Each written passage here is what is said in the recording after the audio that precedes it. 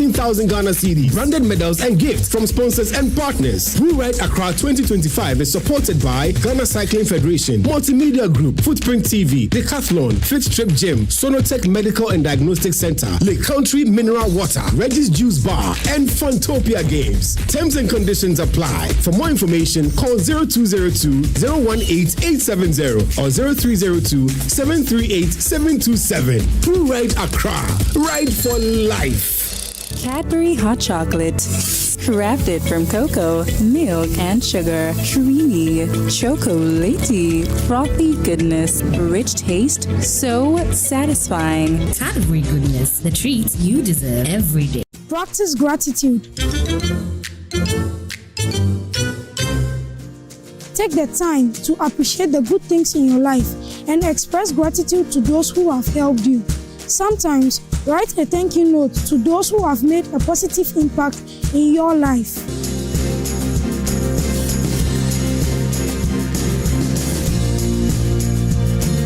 Good Conduct, Great Life is brought to you by Indomie. Tastes great.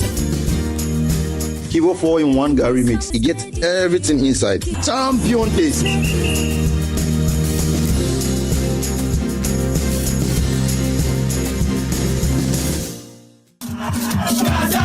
Ghana, are you ready for something spectacular? The stars are coming. Saturday, 30th September 2025. It is Stars and Perfect Walk with the Stars. Come walk side by side with your favorite actors, musicians, sports and media personalities as we promote healthy living, fitness and fun. Date is 30th September 2025. Starting point is the forecourt of multimedia, Konkomlemle, at 6 a.m. and finish at the ATTC School Park. Lace up your sneakers and join the biggest fitness walk of the year. There will be good music, dance, aerobics, self-screening, and unforgettable moments with our stars. Participation is absolutely free. Just bring your energy, your smile, and your walking shoes. Awesome Perfect Walk with the Stars. Sponsors: Ayuda App Bako, Services Bebre, Franco Trading Enterprise, For Papa Fee, Dimafua Bar Clinic, Oyare for Dimafunewa, Angel Rock Mixture, Albertan Teams, Sinomi Instant Noodles. Try it, love it. See you on the 13th of September.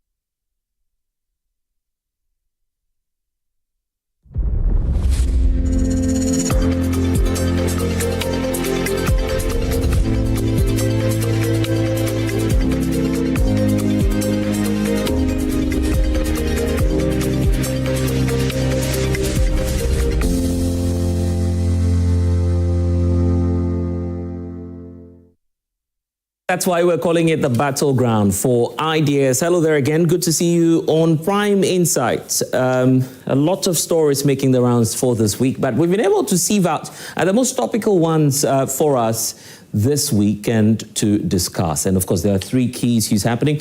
President John Dramani Mahama returning to the country after his tour to parts of Southeast Asia.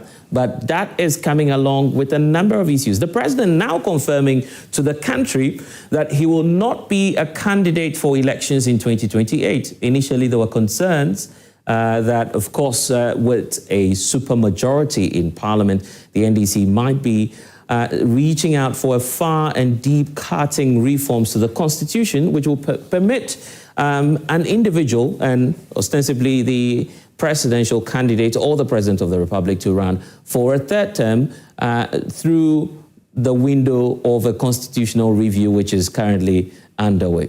But the president is allaying fears and indicating to us that, look, I won't be a candidate going into that 2028 elections just so I can focus on fiscal discipline and bringing the economy back on track. So what will be the implication, and what is this making of the constitutional review process so far? These are questions coming up, and this morning we'll be getting a sense of what's been happening at the level of the Constitutional Review Committee, and then we'll be digging into whether or not the president or in its entirety, the presidential term limit should be taken off. So we allow a president of the republic to run for 3 terms or otherwise. My guest will be dealing with that shortly. Then there's Akwatia By-Election also in the Ghana. Next week, of course, the 2 political parties will be slugging it out in that constituency. Already, there's a lot of tension on the ground. So we'll be telling you about it and what both political parties feel about this upcoming by-elections, with the minority leader, for instance, saying that the NDC is not being considerate, and we'll tell you why. Also, there is the issue about the primaries within the New Patriotic Party. Dr. Mahmoud Bawumia has finally, once again, picked up his forms, joining 3 other individuals who are challenging his position, of course, to run as the flag bearer of the party in the upcoming elections in 2028. We'll tell you about what all of these candidates have been saying about each other and why they believe that they should be the ones to be giving the opportunity to run the affairs of the NPP going into the 2028 elections. But even the bigger question, will the NPP survive the 2028 elections as a unified front? All of these issues are on the table for discussion this morning, and you can always be a part of it as we, of course, commence the conversation. Those of you online can send us your comments, send us your thoughts and your contributions. We'll read them out on the show. Solomon Owusu is a member of the Movement for Change, and of course, he needs no introduction because he's so passionate about issues of national discourse. We've been tracking him, chasing him. In fact, at some point, we had to order for a private jet to bring him into the country. Solomon, it's good to see you. It's good to be here. Blessed. Welcome. Thank you very much, my brother. Your baptism of fire on Prime Insight. Yes. We hope to be seeing you on Saturday mornings because your co-conspirator, Ivan Che, is also with us. Oh, yes. He's another firebrand, you agree? Once he's here, I mean, it's okay. Anyway, Ivan Che is also a youth activist joining the conversation this morning. Ivan, good morning to you and welcome. So we'll be digging into it. Let's do that right now because I want us to start off with the presidential term limits. The Constitutional Review Committee is already underway with their work, but this is what I want us to focus on. Article 66 of the Ghanaian Constitution, the 1992 Constitution, and what it says about the presidential term limit. You have that on the screens now, for those of you watching at home. It says that a person elected as president shall, subject to clause 3 of this article, hold office for a term of 4 years, beginning from the date on which he was sworn in as president. Now, 2 talks about the fact that a person shall not be elected to hold office as president of the Republic of Ghana for more than 2 terms. It's clear when you come to Article 66(2). It's very clear over there. Then the office of the president shall become vacant on the expiration of the period specified, which is not more than two terms, as is stated in that document. And if the incumbent dies, resigns from office, or ceases to hold office under Article 69 of this Constitution, the President may, by writing signed by him and addressed to the Speaker of Parliament, resign from office as President. So it's clear in Article 66 of the Constitution that you cannot run for more than 2 terms. But we know that there's a constitutional review process going on. How far have we come with that? We'll be finding out shortly because the Secretary to the Constitutional Review Committee will be joining us to update us. But I just want to pick your thoughts on that before we have him join us and explain what's been happening so far. But okay, gentlemen, you have to wait briefly. Let me just go online and bring him on. Dr. Reina Akomperega, who's the Secretary to the Presidential Constitutional Review Committee. Thank you so much, Doc, for spending some time with us as early as this 7 a.m. We understand that there was a lot happening over the weekend. Just yesterday, and it will be running into the weekend because you're doing quite a lot when it comes to constitutional review. But a lot of Ghanaians have been wondering, ever since your last appearance as a committee, we've not heard so much from you in terms of the activities you've been carrying out and whether or not we're still on course in terms of the constitutional review. What have you been up to so far as a committee?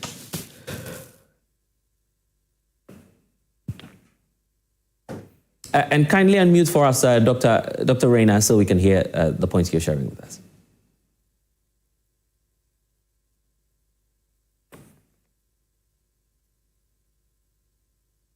Dr. Reina, we're having a challenge hearing you. I don't know if you could kindly unmute so we can hear the points you're sharing with us.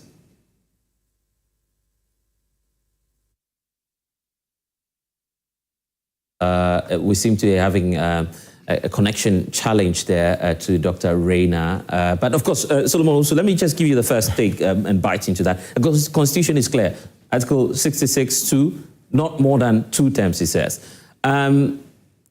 The president says he's not running in 2028. Some people have been pushing the agenda online as well, and I'm sure you've seen all of that. Yes. What do we do with this whole call and push for a third term? I mean, Blessed, good morning to you and your cherished viewers. I was very surprised to hear people conjecture that the president was thinking about running for a third term. Right. I mean, what was the need when the Constitution was so clear? Some of us would have chased him out. I mean... Oh, really? Oh, yes, they would have chased him out. He has no business contemplating even contesting for the third term. 2 terms are enough for anybody that wants to do serious business with this country. Many will challenge you on that when you say 2 terms is enough. We've heard, for instance, President John Ajay-Kunkufo say at some point that, look, extend even this 4-year thing, because it's not enough for a president. You win an election, you come in, you want to settle, and for the first year, you're looking at who you want to appoint, who you want to bring in. It's challenging, isn't it? Why not extend and give an ample time to the person to deliver? So you are missing the point. Right. The focus must not be on the president. The focus must be on the state. And that is why when you read the directive principles of state policies, Article 36 is very clear. It mentions state.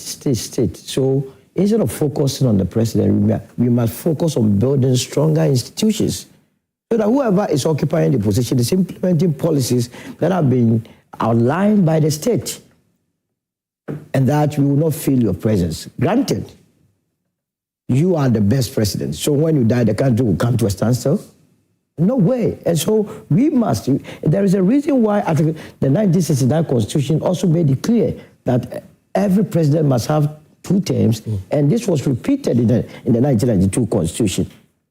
Yes, I thought was coming from the opposition party, especially the New Patriotic Party. They were pushing the agenda, but I found it very, very interesting, because here was a candidate, here was a president, John Mahama, whom the party, the NPP, said it defeated him in 2012. You remember the party went to the Supreme Court to challenge his election, that indeed they won.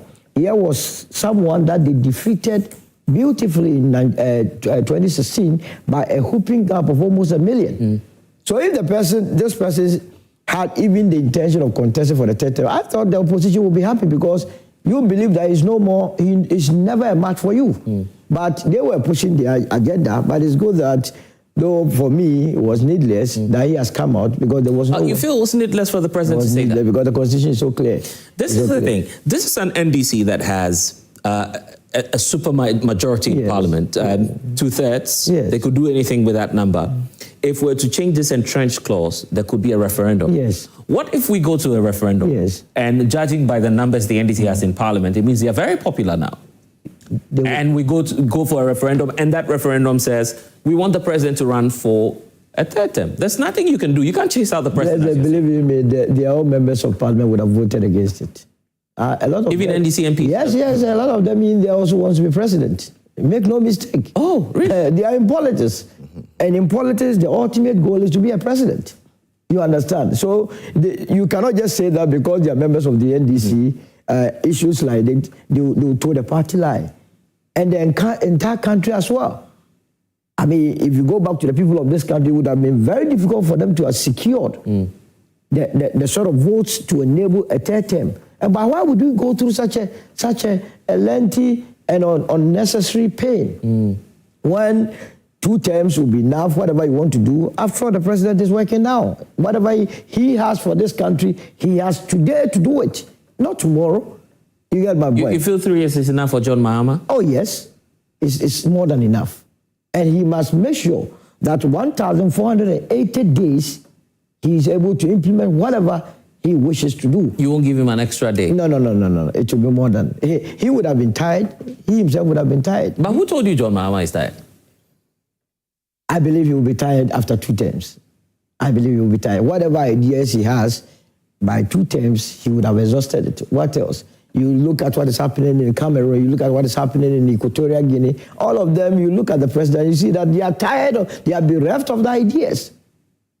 So you have to exit the scene to allow fresh blood to come into the picture. Are you not saying this because of Alan Chermating, the fact that he says he's coming in 2028? No, but he contested, first of all, John Mahama contested in 2028, does not mean Alan will not contest, and there is no clear-cut a rule that once President Mahama is in the picture, Alan will lose. After all, Mahama has gone into an election, lost, and won some. So there is no clear-cut rule that once he's in the fray, he will win. And whether or not even granting him the 3rd term, he would have made any impact, will depend on how well he performs with the 2nd term. Is that not the case? So our election is moving from this fanfare into now idea-based. What did you promise? What did you deliver?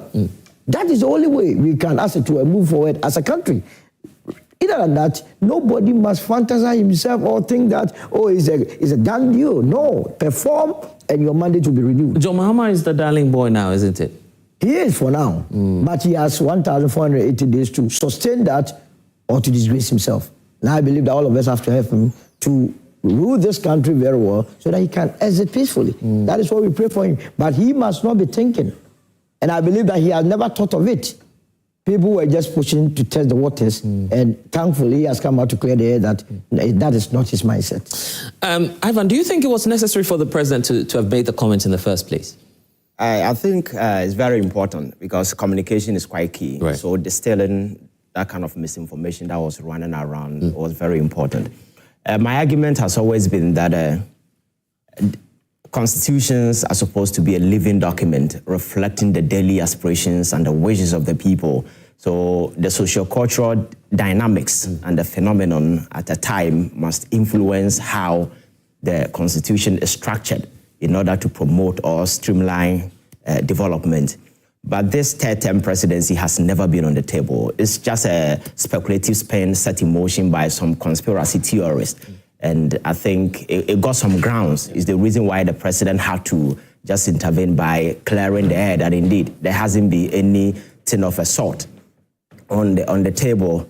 For me, we need to focus on things that will bring us development. If you look at our current constitution, there are several portions of it that we can admittedly argue that they've outlived their usefulness relative to time, and that there is the need for us to go through a process to review. It's the reason why the Constitutional Review Committee has been set in motion to work on some of these provisions, just to ensure that they give it a bit of a touch to have some reflection with time. And I think that is very, very important. But you see, our problem is not 3rd term presidency.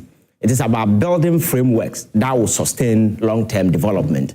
And for me, that is what we need to focus on for now.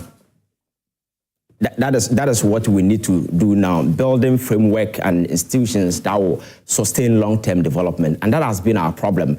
Over the years, our national agenda has always been terminated by the tenure of a particular president. For instance, a particular developmental project will be underway. The very moment the president or the government loses power, then it terminates everything. We need to go beyond party politics and begin to look at the national developmental agenda. Fortunately for us, we have the National Development Plan, but we don't use it, you understand? Yeah. So I think the focus should be on how we can design a plan, a strategy that will be a long-term focus, short-term, long-term, medium-term, that kind of focus, so that the development will have some kind of sustainability in terms of how various political parties work on it. But unfortunately for us, that has never been the focus. We focus on how political parties will push in their ideas, whether they are positive or not, whether they have some sort of a positive impact on the long-term development of the country or not. It has always been about putting in things that we can easily cash in the political capital out of it. So I know that Solomon also says that he would have chased out President Mahama if that idea was floated around. Oh, sure. Because the very moment... Do you feel there'll be consensus that, well, we won't allow you to run for a 3rd term? I'm not sure it would have been necessary, because once you float such a discussion, it robs you of credibility, especially when we are in a sub-region where similar instances has caused a lot of constitutional truncation in Africa. There are some of the military junta you see around Africa were brought forth because of some of these deliberate attempts to massage and maneuver the constitution. Recent example has to do with what happened in Cote d'Ivoire. We have one at Guinea and several other examples. So these are the realities that we are living, and the president is privy to some of these things. And he made a categorical promise to the people of this country that I'm privy to the fact that it has left with just a 4th term, and I'm going to work and finish what I started some time ago. So that promise was sold to Ghanaians. Ghanaians bought it with trust. Yeah. So if you go beyond it or you decide to do any other thing, you betray the trust people repose in you. You understand? So are you saying that it's not possible? I mean, the whole idea is that it's not possible. It's not about being possible or not being possible. It is about we did some sort of a framework we've set for ourselves. Yes. And I think we need to, and as we speak, there is no need for a 3rd term presidency. There is no need for it. Are you saying that two terms is enough? For me, it's enough. 8 years? Yes, it's not about that. It's not even up to 10. No, we are focusing on the tenor because we don't have a long-term developmental agenda. If you go to the United States of America, whoever becomes president has no consequential effect on how the machineries that run the American economy, so far as the machineries are concerned. You understand? But we don't have that. That is why we need to. We cannot just run away from our troubles and begin to build some conveniences or cut conveniences. It means that now that we have realized that we just have 8 terms or 4 terms for our president, there is the need for us to focus and build a long-term developmental agenda that will have various political parties and whoever want to be president. We all agree on that this is what we want to do in the next 10 years. The kind of victory NDC enjoyed in the last election, if that's anything to go by, people would say, well, they would have the support. No. You see, if you go to Article 290, that deals with entrenched clauses, you need to go through a hell of a process to have that particular. Are you sure they won't make that test? Because if in the elections they were able to scale the 50% mark. 75%, yes. No political party is going to have that. It's not, even if not political party, you can't have it. You understand? You feel it's next to impossible. Exactly, especially when you don't have any tangible reason to back it.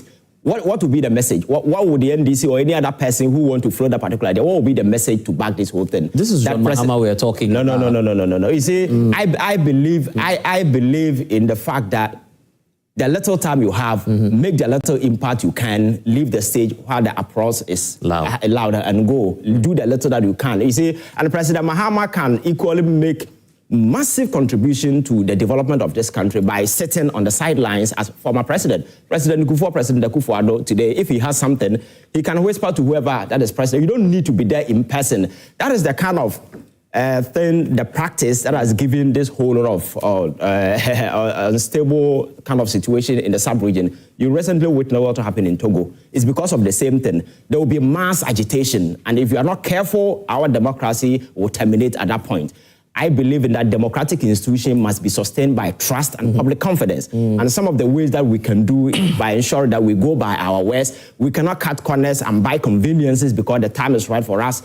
As politicians, we need to build that kind of, we need to build trust, confidence, and some kind of personal principles must come to bear in situations like this. You don't come in because there are conveniences or you think you can easily cut corners. That has never been on the table. And I'm not sure President Mahama has ever even conceived the idea of ever coming to contest for a third term because there is no way Ghanaian would. You're all saying this probably because I'm putting President Mahama in the picture. I would want us to move and look at 2 terms, as to whether or not objectively that's enough for any president. Awal Mohammed is a member of the NPP National Communication Team. Thank you so much for joining us this morning. I'll come to you shortly and then the rest of our panel.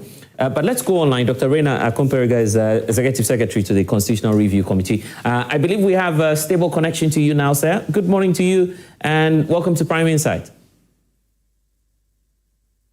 Good morning, and if you can hear me, I think yes. Yeah, we can hear you. We can hear you. We can hear you loud and clear. And thanks so much for spending some time with us because we understand you've been doing quite a lot overnight and doing quite a lot as a constitutional review committee altogether. And that's why we're so interested in what you've done so far because the president is saying he won't contest in 2028. There's a bigger picture even around presidential term limits and the need for some constitutional reforms because it's not just the former president who's concerned about this. Even former President John Agyekum Kufuor has spoken about it before, floating the idea that possibly we should have maybe a longer one term, maybe 5, 6, 8 years, one term, you serve and then you go. So you have some level of stability and assurance in governance. So many ideas have been floated around.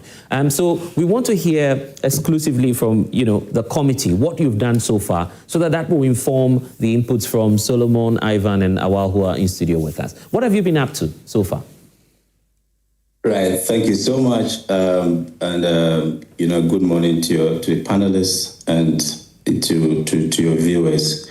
I have to start by saying that it's also a privilege for us to give some indication of the work we've done, where we are, and possibly to touch on the subject that is on the table right now in terms of presidential term limits. There are issues that we have been discussing. I think even regarding the president itself, there are more substantive issues that even we should focus our attention on, and just not how long a president stays in office, but whilst he stays in office, how he governs the country, the accountability principles, how we get the best out of that office, and how that inures to the total development and inclusive development of the entire country, to ensure that the democracy that we're practicing is fruitful and that it is meaningful to the average Ghanaian. I think so. There has to be an overarching subject matter of the democracy and not just the presidency. But it's an important topic nonetheless, because people have raised the term limit. But if I look at what you have said, you've raised two things together.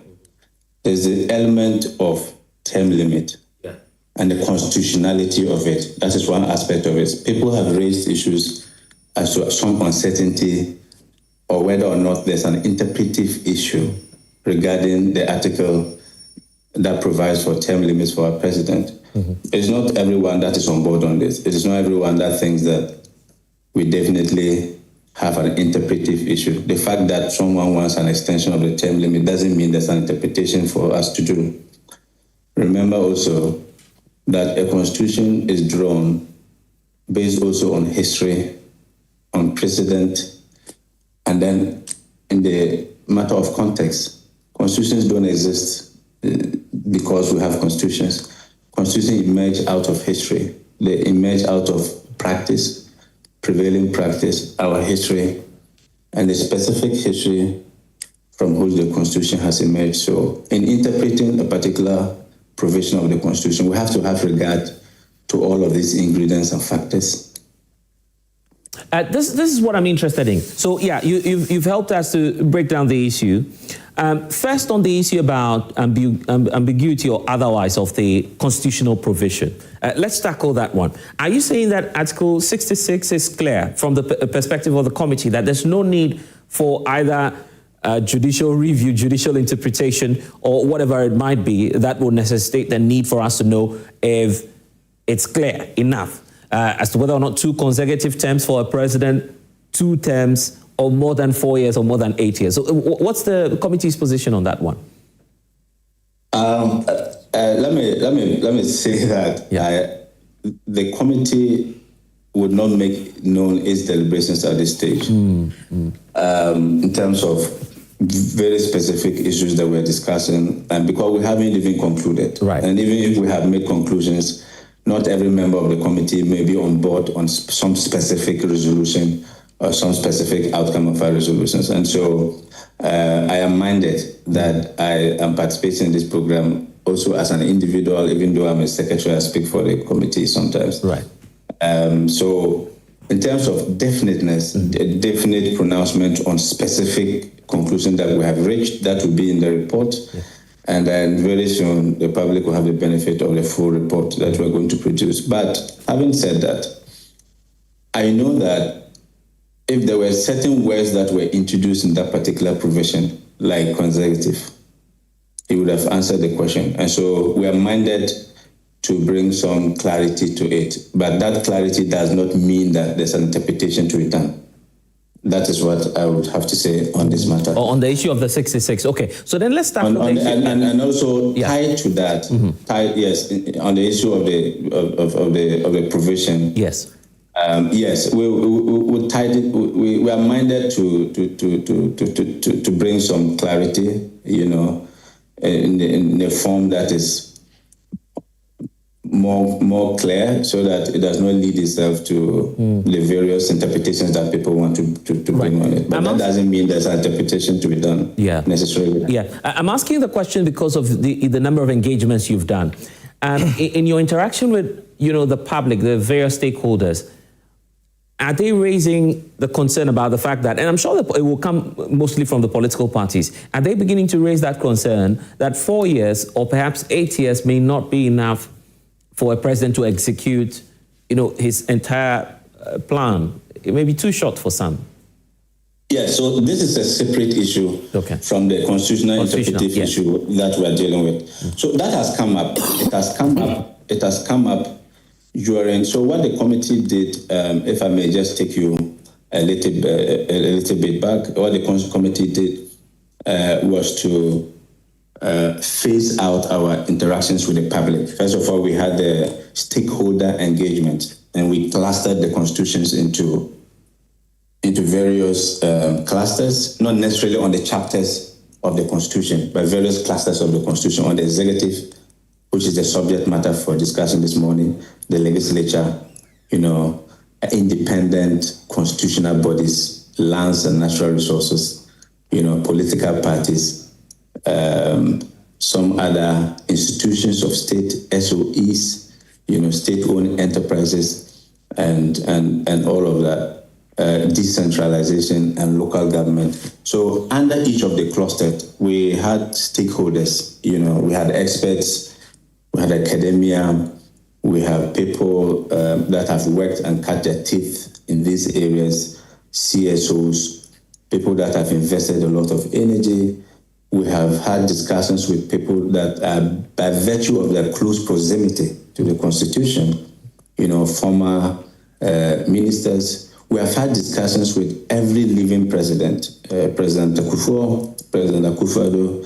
The sitting president himself was our stakeholder, as President John Mahama, and all of them proffered certain opinions on this subject matter.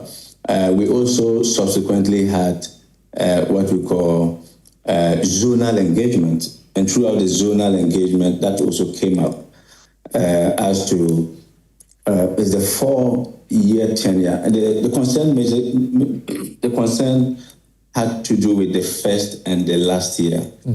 Okay, so the thinking was that the view that the majority expressed was that the first year, the president, having been elected and sworn into office, is putting his cabinet and putting his government together, right? So that was part of it. And that the last year, in our practice, is usually used in organizing election, or the governance of the country is distracted by the political activity and then the heat of politics in the last year. And so the argument was that basically then we have 2 years to govern the country. Yeah. This was the predominant thoughts of those who proffered opinions of views on the subject matter. Now, but there are counter arguments for everything. If you are president and you intend to govern the country, you are running on a ticket of a major political party, there's probability of win. You are acting in concert and together with a number of your compatriots, a number of your people. We know. So a president should be able to form his cabinet within a very short period of time, knowing what he wants to do. You want to run a 24-hour economy, the hands in which you can put this major project on. You want to run a certain foreign relations, who the foreign minister should be. You want to revamp your agricultural economy. You want to be inclusive. You want to expand land tenure. You want to ensure that Galamsey is not all of these things. I think that the president should be able to deal with them, right, and some know who is working with and all of that.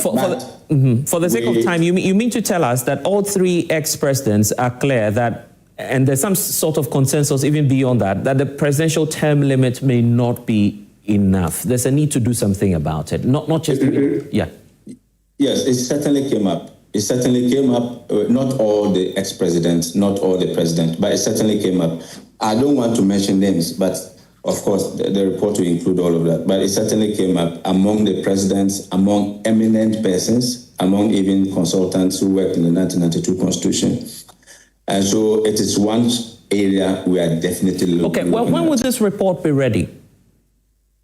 We, the whole of September, at the end of September, something, I think that we should have a draft report for the public because we have just finished. Like I told you, I've been working the entire night. Yeah. I just haven't had any sleep. I'm just waking up now to have this engagement. Right. So within the next 4 or 5 weeks, we should have a draft to work with. Okay, Dr. Reina, because this is an inclusive show, we have audience and also my guest here. Perhaps some of them may have questions for you. Solomon, let me start off with you. You have any question for Dr. Reina? Because they've been working extensively. It says eminent Ghanaians and some people have raised. Yeah. I mean, so far they have not reached the decision point, so I would wait for them to, as it were, conclude so that whatever...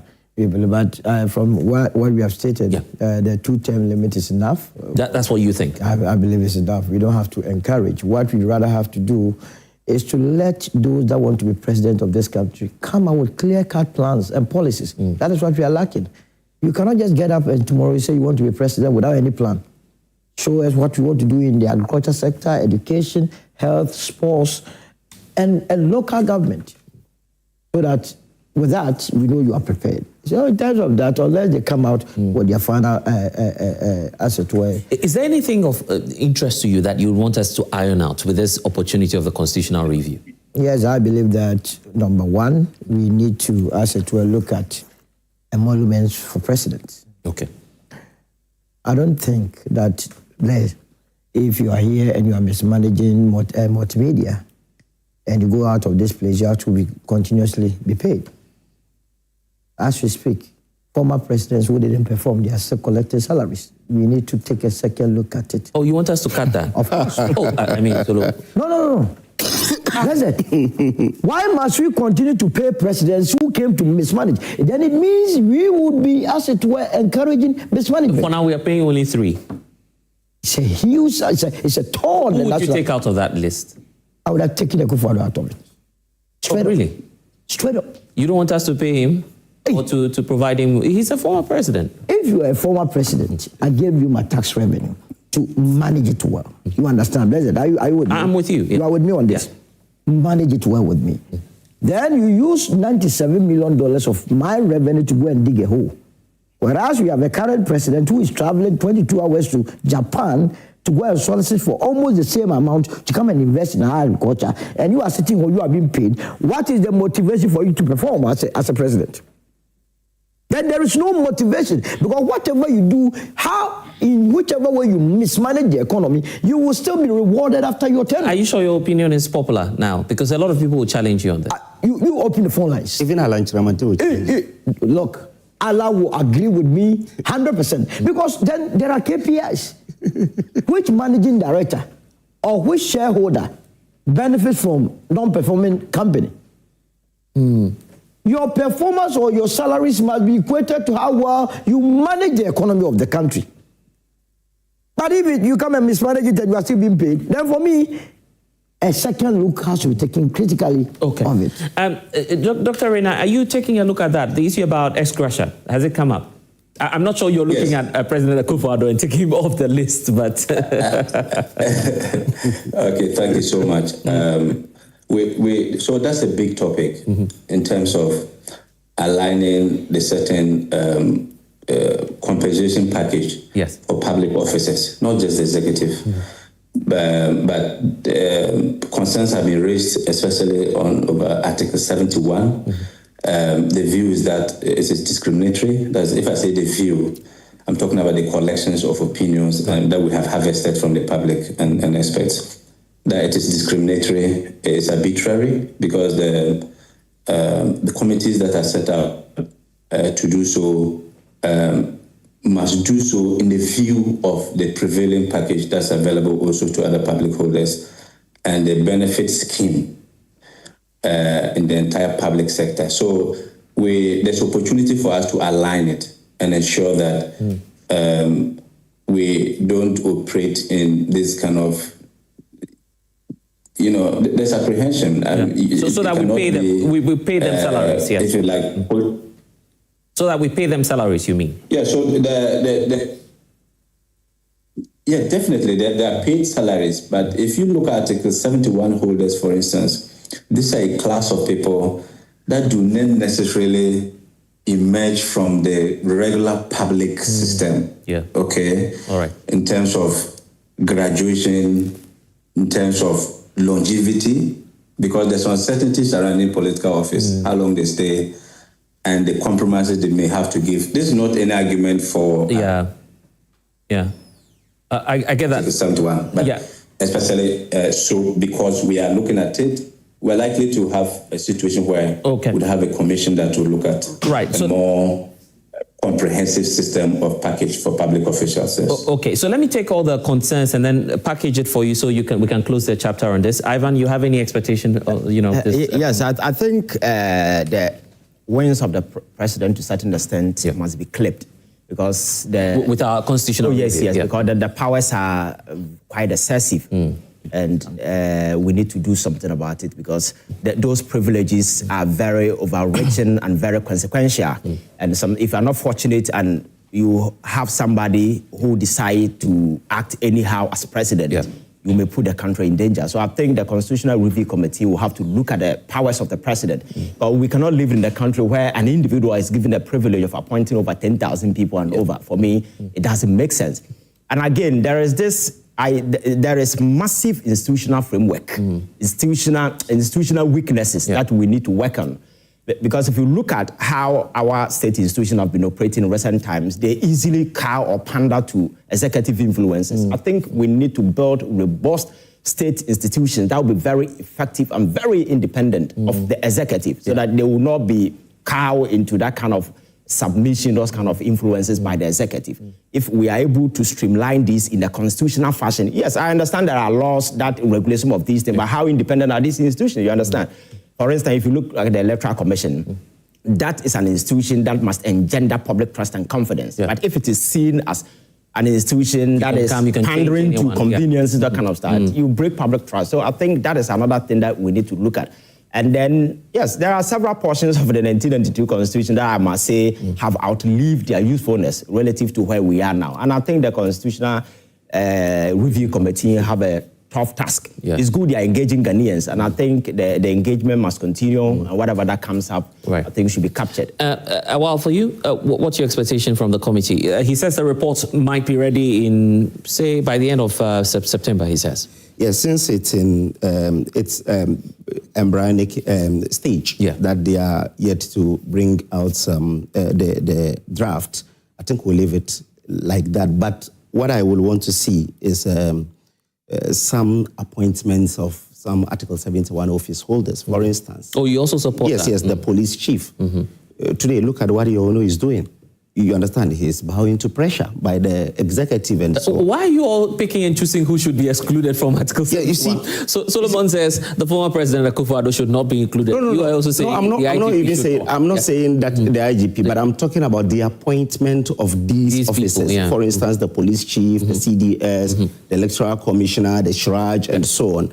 When we look at countries like the US and the UK, there are processes that someone will pass through to rise to that stage. So there will not be any influence from the executive to do what the person will, does not want to do, and so that's why I'm saying that if they are able to really correct all these things so that the president's powers of appointing these people will help us have independent institution. We have all the laws that will make them independent. We don't need any set of laws to make them independent, but unfortunately, because they bow to the pressure from the executive, I think if we're able to really correct some things like this, it will help us a lot. I see.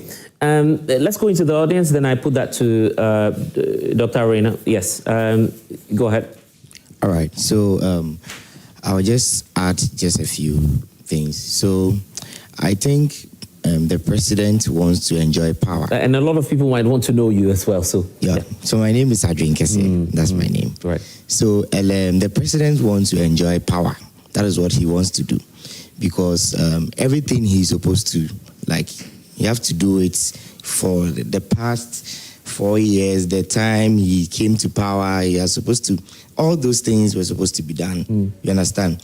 Right now, he's just asking. He wanted for another. That is what his people were saying, that he should go for another 4 years and again. And I think the Constitution is saying it clear, which limits you to only. Are you sure his people are asking for another 4 years? Yes, a lot of people. That is the NDC, his camp.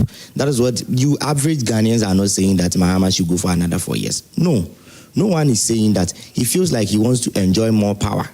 You understand? Power is sweet, so he wants to do it. At the end of the day, you just have to make sure that when you are elected to the office, you get the job done, so that you won't be asking for all these things. You understand? Get the job done, so that you won't be asking for all these things. And I think that is the problem right now. They won't get the job done, and they will be asking for more, which is very bad. But once the Constitution is stating it clear. Yeah, but when you raise the point, of course, many will point you to what former President Kufuor has often said, that, look, let's review how we deal with the presidential term limits. Because, and you've heard that from Dr. Reina, that the first year, the focus is on the appointments, the last year is about elections. Yes, but I think that when it comes to this kind of issues, they have to make sure that the reason why they voted for you is to get the job done.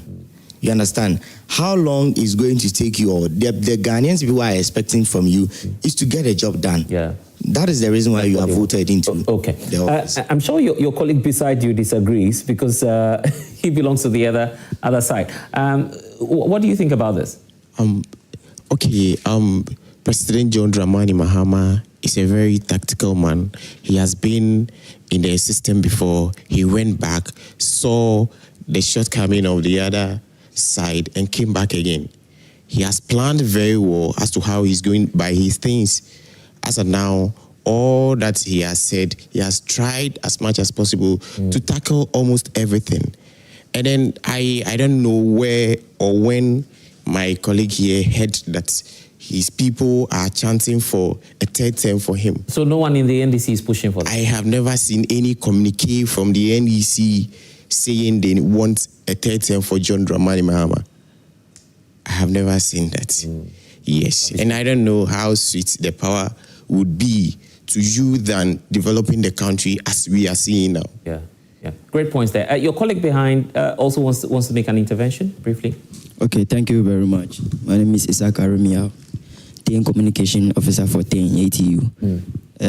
I don't really agree with my brother here that Mahama wants to go for another term, and also the party executives are all rally behind him for that. Yeah, but that's what per your statement. That's what you mean. Yeah, and also if necessary, Mahama is going for another third term. For what I have to say on this matter is, when someone is doing something good, why not support him? I'm not really in support of. Oh yes, and also the Ashantis has a proverb that says that. That's suggesting that he should be giving another term if the opportunity. I'm not really suggesting that Mama should go for a third term, but my suggestion is that when someone is doing something good, why not support the person? So you're supporting that? No, I'm not really supportive of that, but it's a suggestion. Right, I see. When someone, that's why the Ashantis has a proverb that the food the upper and a piano. So I'm not really saying that Mama should go for a third term. And also the Constitution too. The Constitution can be amended. It's not that rigid. Yeah, it can be amended at any time. Okay, controversial point. It will pass through a process. We all know. All right. Yeah, but we are not saying that necessarily Mama should go for a third term. No. Okay. We are not saying that. Let's close the chapter on this. Dr. Reina, so you've heard all the collective points there as to what should be done. The next steps for you, will you be mindful of all of these concerns?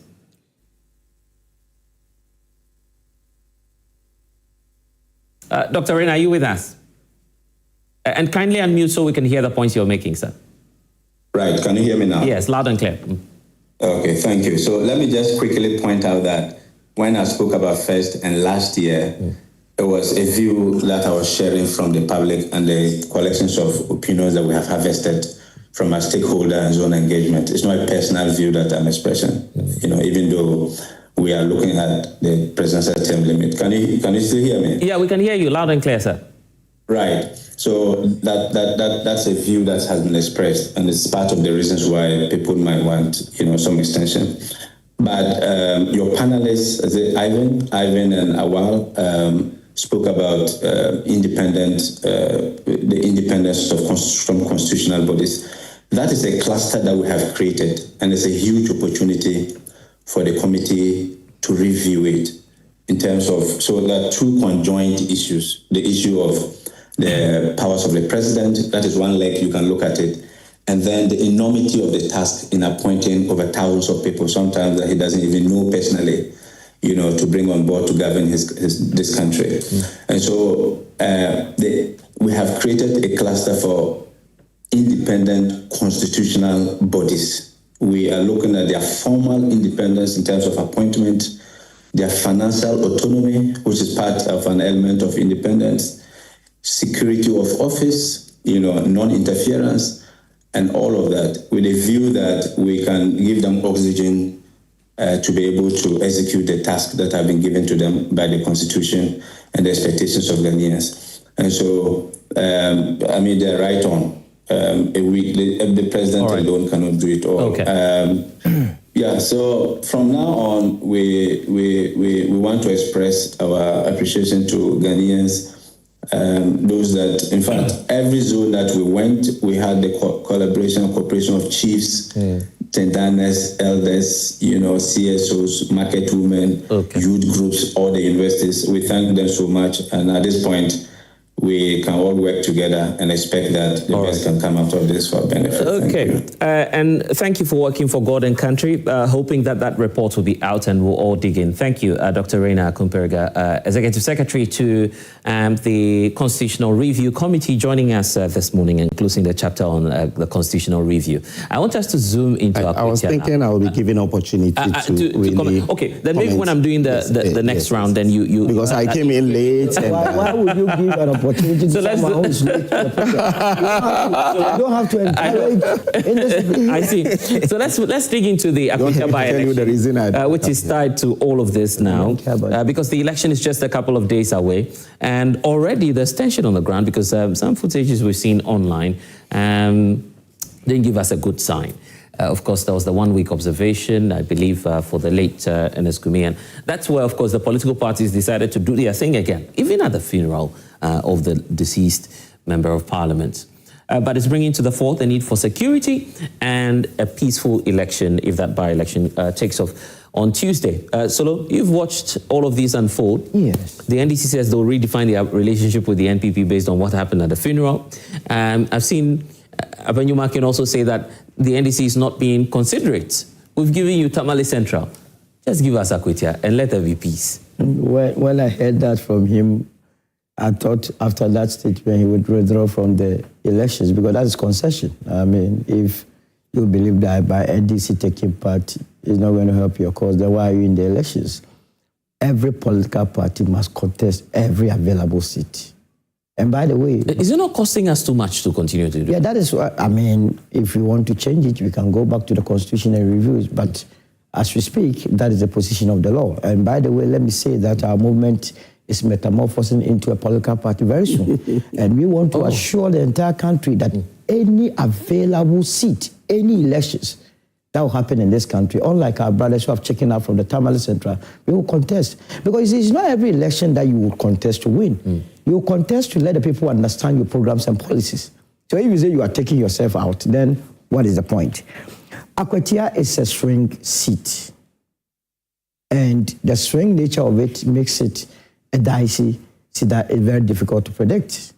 However, experience has shown us that when a swing seat becomes vacant and there is a by-election, you can have few occasions where the opposition will win, but largely it is the incumbent that wins. And that is what is probably creating all the sort of tensions that you are witnessing in Akwatia. I believe that we must grow as a country.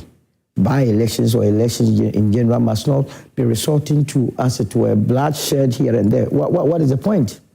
We are looking for a representative in parliament to go and help make laws and also checkmate the executive. Why must it lead to bloodshed? If you think or believe you have good message for the people of this country, if you think you believe you have served your constituents very well, why would you have to have a problem with it? But unfortunately, this election is about bragging rights. Either than that, the NDC has a commanding lead in parliament, and the NPP, as you know, is minority. So what is happening is that the NPP feels strongly that if they lose this election, that would be a big blow to their reorganization. And the NDC would also be emboldened that, yes, Ghanaians still love what we are doing, we love the programs and policies that we are implementing. I haven't heard too much in terms of policies from the two political parties and their candidates. The little that I've heard, particularly from the NPP's candidate, is that we are not going to parliament to, as it were, do I put it to you. And I was very surprised to hear from you. We are not going to parliament to do I put it to you. Then are you going to do galamsey there? I believe you have to come with your policies and programs. Parliament is a place for making laws, for Christ's sake. And since you're bringing that up, we've seen this dangerous, well, I don't want to conclude on that, but it's a dangerous trend, isn't it? Each time, unfortunately, we lose an MP. The political parties, depending on which political party the person belongs to, you see them fielding the wives or the spouses of these candidates as automatic replacements. It's almost as though we don't yield to what the Constitution says each time there's a ballot. I mean, that is why the quality of representation keeps going down. If you have observed the sort of parliament that some of us witnessed, especially in the 1996 to 2000, I mean, some of us will go and sit by radio and listen to someone like J.H. Mensah, J.H. Echampo from the NDC, and then also J.H. Mensah from the NPP. Akufo-Addo will speak. You understand? Yao Safumafu and co. The quality was there. Dr. Praku and so on and so on. Now it seems you don't have that. You go to parliament and a lot of it is just shouting, which is not helping our progress. So I believe that decision to be replacing parliamentarians with their wives, though it was Akinle Emily from the NPP side, it started way back in 2000 and so. When one Dr. Mwako, who had come from South Africa or so, was contesting Collins Dowda. He died, and he instead was replaced by the wife. That was when all this business of I want to replace my husband started. But for the vociferous nature of the people, the wife would have replaced Yankuma. Recently, too, they were pushing for the wife. We have to let democracy work. For Christ's sake, we are working for Ghana, the development of Ghana, not to appease families. That is not the reason why. So we have to go back to the basis. And one of the reasons I forgot to even tell the Constitutional Review is to take a critical look at our political party settings, Article 55. Now, Blessed, as we are here, we as Ghanaians, we don't have any concrete input into how candidates are selected for the various political parties in terms of presidential or parliamentary. The NPP is about, as it were, electing its flag bearer. What input do you have in terms of the vetting? The party itself set up a vetting committee. They go whether or not the person qualifies. They say yes, they passes the person, and the person is presented to the people of this country for elections. There has to be a mechanism where beyond all this, there will be a standing commission of the nation to also vet the various... presidential aspirants? Yes, because you are coming to lead me. But that's an internal affair. No, it's not. Other parties are public institutions. For instance, you look at the NPP now. Yes. They have 4 individuals. All these individuals are qualified. Dr. Baumia is there. How are they qualified? When they themselves are telling you that they are sinners. They are raising wild allegations. Come to. So they are raising wild allegations. My brother, you were late. So follow the program. You understand? These people are saying all their members are sinners. They have stolen. They have done all the despicable acts. Dr. Mahmoud has been a candidate before. Why would you even vet such a person? You have to vet him again because now new informations are coming out. That what? Now the blind side are saying that, no, you know the E-Gate it was inflated by 240 other million dollars or cities, we have to go into it. So now the blind side is saying that there was a rice that got missing and that they found it with the vice president's office. Now the blind side are saying that PDS, there were a lot of criminalities that happened there. So he's changing the topic. How does this? He's changing the topic. Why do you want to come and talk about the program? You came late. Let us discuss this matter. It will be your turn. You understand? They are raising wild allegations. But how does that disqualify Dr. Bawumia? Hey, if you go and inflate a contract to the tune of 240 million, Blessed, your tax money, you are not concerned about it. If you are being told that rice meant for an individual was forcibly taken and given to people who were fasting, you are not concerned. If you are being told that PDS, our own electricity company of Ghana, we were shortchanged in that direction, wouldn't you be concerned? Now they're also telling the other side that look, but for you, you nearly bought our hotel. You are not concerned as a Ghanaian about that. So these are matters that I'm saying that there has to be, and also the monetization. How can you, for instance, say that someone should come and pay 4.6 million before he becomes your candidate? Are you not concerned about that? Are we not looking into where they are getting the money from? These are matters that the Constitutional Review Committee must begin to dip into. Other than that, what are we doing? Someone has been a former vice president before. You're saying he can't be president? No. Maybe we didn't know the sort of baggage that he was containing. Now he's being exposed by his own people. Who, mama, as people say, they themselves are exposing themselves to us. That these are the sins that they committed whilst in office. So there has to be a second look. The mere fact that you in the past you were a brilliant student does not mean going forward you still be a brilliant student. Probably you would have done a lot of things that were not good. So let us have a standing committee in this country that beyond the parties vetting an individual, the nation will also take interest and vet the person. Okay, that conversation is also in the pipeline. The issue about the 4 individuals who filed now, but Akwatia, Ivan, your take. Akwatia, like I mentioned the last time, is going to be very interesting. For me, the most consequential outcome of this by-election isn't who wins, but how it is won. Because if you look at the stakes, it's not going to tell the balance in parliament because already the NDC has this huge number and then the NPP as well. So I am looking at the how, because the last time I mentioned that the recent characterization of violence in our by-election has given us a cause to be worried about this whole thing. And I like how the IGP and his team have moved to the ground and policing the entire place. For various political parties, I think I listened to Afenyo Markin and I was like, how? Because you see, you should understand that politics is not a game of convenience. I gave you this one, you should give me this one. I think the people of Ghana should be, or the people at the place, that is Akwatia, should be given the sole mandate as the Constitution clarifies to decide who represent them at any point in time. So all that you have to do, just go out there, sell your message to the people, give them the reason why they should vote for you. I know the day if the people become convinced, they'll give you power to rule. But aside that, I'm not sure such convenient detour that they were attempting to in the form of psychological blackmail where I will give you tamale, give me this. That doesn't work in politics, in democracy. So I think what is happening, we need to keenly follow the discussion. I saw Info Analytics, their recent survey, and it points to the fact that the NDC was going to win the elections.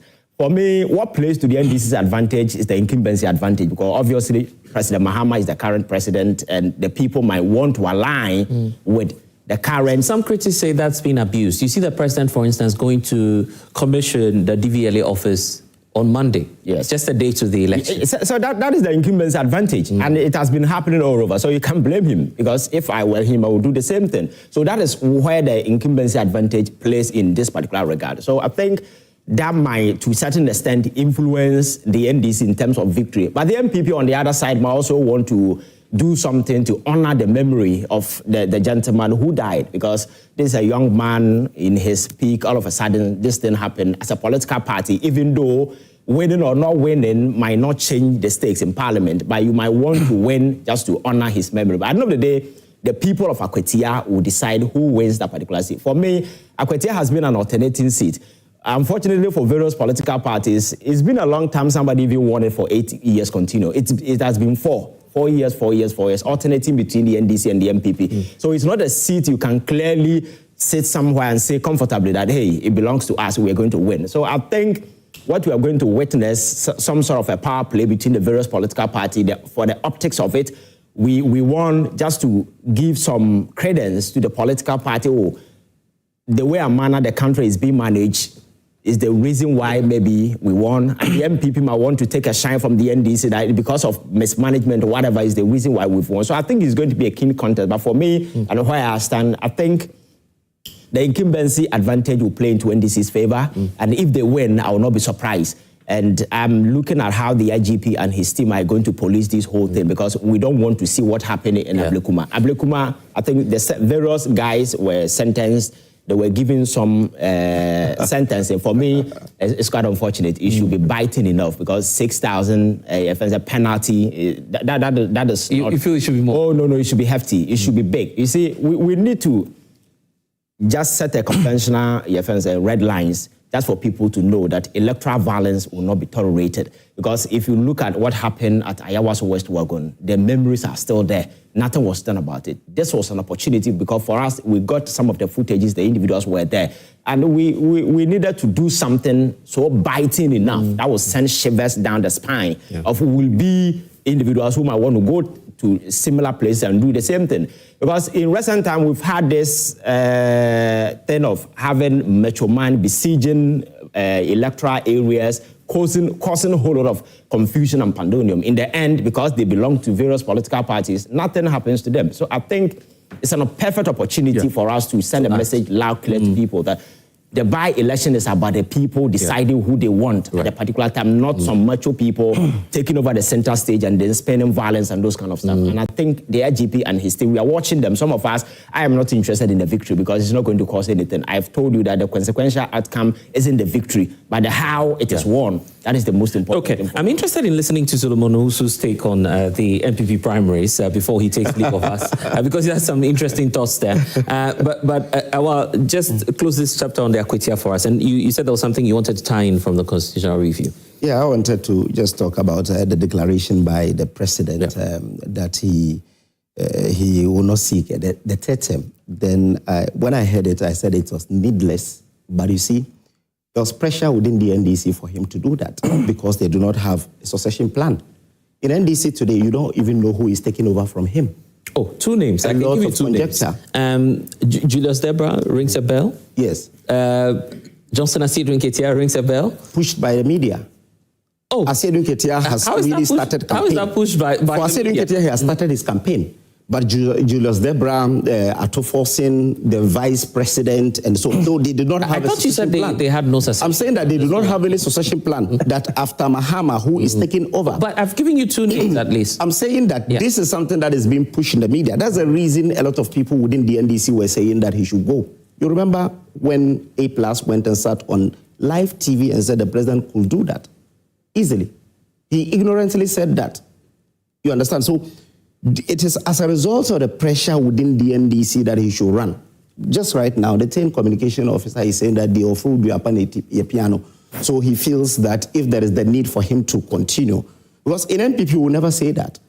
What is very important to us is that we needed to hear this declaration as far back in 1998-99, and we saw it when Rawlings said he will not run for the second term. You remember after he went to Swedro, did that Swedro declaration, said this is the person I want to succeed me, and so on. So we felt that he will not hand over. He had handed over, so we had done alternation for some time now. So we don't need this thing. And again, you see, that will have been the end of the NDC in this country, because that is when you see polling agents at a yes or no booths, because Ghanaians will say no to that tyranny, because Ghanaians will not accept that. So as for this, I think he has done himself good and his party by saying that he will not run. He should have attempted to see something, because Ghanaians will not accept that. On Akwatia is not a swing seat. Since 1996, the only time NDC had won was twice. And twice we had confusion in our party. Checking the time. Don't you have confusion now? No, we don't have any confusion in the party. When Baba Jamal... Not in the party, within Akwatia itself. No, the mode by which you took out the incumbent MP, brought in, may so rest in peace, the deceased MP. Yes. And how you're going back to another individual now. Is that not confusion? No. Let me just give you the historical antecedent, because they are all saying that it's an alternation between NDC and NPP. That's not the case. In recent times. that is the case. I'm saying that let him land. Don't misinform the people. It's quite obvious. In 1996. So bring your I'm facts. saying that Bring your facts. They have in their facts. 1996. Start from 1992. It was NDC. 92 we didn't contest. So what are you talking about? I'm saying that the only time the NDC had won after 1996, between 2000 and today, has been twice. Yeah, why are you leaving out 92? 92 we didn't contest. Yeah, but it doesn't take away the fact that there was a representation in parliament. So you see, there are constituencies that the NDC had won in 1996. But from then, we had won the constituencies, and NDC had never gone closer to that constituency. For instance, Asin South. In Asin South, the NDC won in 1996 and 92. But since then, we've been winning that. Yeah, but you will not take that out of the records if you're counting representation in parliament. Yeah. When you talk about a swing seat, you're talking about a seat where there is alternation between NDC. Yeah, but I said not be alternate times. And I'm telling you the reason there has been alternation from 2012. Okay, let me give you an example. Let me give you an example. Won't you give me the opportunity to at least... Informing the people of this country, which is not fair. 1992. Yes. I'm giving you an example of Whole Central, for instance. Yes. Ever since 1992, yes, there's not been any other candidate apart from the NDC yes, winning that seat. Yes. That's the safe. But in Bantama, there has been an NDC seat, MP there. In Efiduasa Sokori, there has been an NDC in 1992. The reason being that we didn't contest. If you had contested, it would have been like Whole Central. You understand? That's why when you're doing the calculation of a swing seat, you don't start from 92. You start from 1996. Because that is when there was a competitive elections. So is that to say that you will win this by-election? I'm saying that. In 2012, when Baba Jamal became the MP, yes, we had someone who has lived in Ashanti region all his life, became Ashanti regional health director. He was brought in and people didn't know him much. Baba Jamal had contested thrice and lost. And that was how he won. And you saw the outcome. We had to go back and run about 6 police stations over there. And the last time too, we had a confusion in our party between, that was in so you've had in 2016. Two confusions within... Exactly, in 2016. In 2016. So that's unstable, isn't it? It doesn't make it unstable. Because you see, in 2016, the sitting MP, we had internal issues, and the person went through the elections and lost in 2020. That was even in 2020. So are you winning Akwatia? We are winning Akwatia. By which margin? Have you seen the Global Info Analytics I don't know the margin. Report pointing to, yeah. You see, polls are not always reflective of what happens on the grounds, because you will speak to some few people, and after speaking to those few people, he makes a general conclusion to say that this is what he thinks that the people will want to go. It can be true, it cannot be true. But you see, in Akwatia, what the people are saying right now is that the former MP who died was tormented by the NDC. Because you see, in 2020, he lost with 1,700 votes. After losing with that, he didn't contest it. He accepted it and worked, and in 2024, he won. Now, after winning, he won with over 2,000 votes. They started tormenting him, took him to courts, to the extent that when he goes to parliament, he had to hide.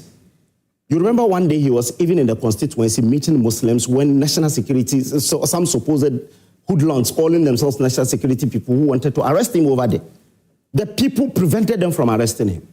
They did all these things to him to the extent that a Supreme Court, the candidate today, who was the lawyer to the former MP, said, you see something. And the person died. After dying, you did not even give the person you were representing in court the opportunity to continue. You came and backstabbed him to become the candidate. To the extent that Baba Jamal, who was the former MP for the area and now an ambassador, yesterday I listened to him on City FM. He said he did not know why the NDC had to change the sitting MP. This is what he said on City FM, point blank. He said he was surprised that the NDC had to change the sitting MP and bring in the former lawyer. So your point is? My point is that if you check within the NDC, there is confusion because they didn't even want him as the candidate. And they didn't want the MP. They needed someone who lost because, according to the NDC delegates, people came from Accra, paid 2,000 each. The video, I watched it on Joy News. You're making. I watched it on Joy News. But we're not in I watched the video on Joy News that they paid 2,000 cedis for him to be their rep. This is what I want to do. I understand the NDC is not taking lightly some of the claims you've made about them, the bribery and other issues. Mahmoud Jibril is Deputy Director of Elections. He's joining us from Akwatia now. Mahmoud, you've heard from the NPP side, and I understand you're challenging some of the claims. First of all, why didn't you field the same candidate? Did you pay monies? Did you give 2,000 cedis to each person to vote for this new candidate? Let me say good morning to your viewers and then your panelists. I've listened to my brother Awal, and if it was somebody who is making this allegation, I'd have forgiven the person. But Awal, who I know, I think that he needs to study text is even some of his presentation. One, we didn't just choose a candidate. We allowed our polling agents, our branch executives, to choose who they want among the 3 candidates who contested. So how can somebody come from Accra when 3 people are contesting and say we came to choose a candidate? In fact, what the NPP did in Akwatia, they sold their candidature for 2 million Ghana cedis against who can pay 2 million and go unopposed. Other than that, the person that could have been a candidate for NPP in Akwatia in this election is the NPP constituency chairman who hailed from the NPP of doing that. The same thing you are denying. You are accusing the NPP. No, I'm just telling you. But if you've not paid 2,000, why are you also accusing your brother of buying? I'm telling you. I'm telling you, the writer they are going is what if that is what we are also here telling them what they did. But we allow people to contest. When it comes to primaries, whoever uses style to win his election, it's about him. But we have chosen a candidate through elections, primaries. In any case, I heard Awal is saying that because the lawyer, who our responsible secretary, was the lawyer to our former MP, went to court and told an excommunication that he will see. So it means that the lawyer killed the MP. Did I say that? He didn't say those specific words. He never used those words here on the What did he say? He said that he told him you see. That's all he said. That's all he said. After stabbing the MP. After stabbing the former No, he says backstabbing. So he's saying that this same lawyer went behind the candidate and then stood the elections, and he's now the candidate. Don't you feel that even you're going to perhaps cause disaffection, you may lose the Akwatia seat simply because of changing your candidate? In fact, if that is the case, the NPP will not even win these elections. Because their candidate today, because he wanted to contest in 2024, was not given the opportunity. He transferred votes from Wenchi, over 2,000 votes, to Medina to support his brother Robert. They are aware. And those votes cannot come to Wenchi in these elections. So they should stop those issues. Okay. We are talking about serious issues in Akwatia. Yeah, we want peace. We want peace and very, very safe elections. Are you assuring us that as the NDC? Because yesterday what we saw wasn't too nice. No, that you have to blame the NPP, because this is a program that the family of NSCOMI invited NDC for this program. The NPP General Secretary, when he visited our party, he also invited us for this program. Then the NPP now went behind to use their supporters to attack our members, our national chairman. It is because the NDC is a peaceful party, which have reacted. and it would have been unfortunate thing to happen yesterday. However, we are assured that this election will be peaceful because we know the dynamics in Akwatia. And anytime there's a peace in the elections, NPP is a gunner in any election when there's peace. So we are assuring the Ghanaians that this election will be peaceful without any violence. Okay. Because we are supporting the police to do what they want to do and what they can do in these elections. Right. For the sake of time, I'll give you a minute to address this. What's President Mahama doing on Monday? Why is he doing some commissioning with DVLA? In fact, it's an unfortunate posting. Your Mama is not coming to commission these small projects. Oh, really?